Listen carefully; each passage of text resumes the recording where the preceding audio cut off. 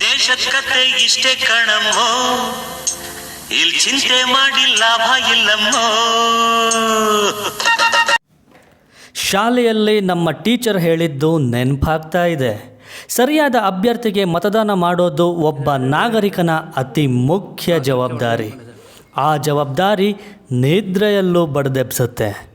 ನಿದ್ರೆಯಲ್ಲೇ ಬಡಿದೆಬ್ಬಿಸಿದ ಜವಾಬ್ದಾರಿ ಇನ್ನು ಜಳಕ ಮಾಡೋವಾಗ ಬಿಡುತ್ತಾ? ಇನ್ನು ಇದು ಊಟ ಮಾಡೋವಾಗಲೂ ವೋಟ್ನ ಮರಿಬೇಡ ಅಂತಿರುತ್ತೆ.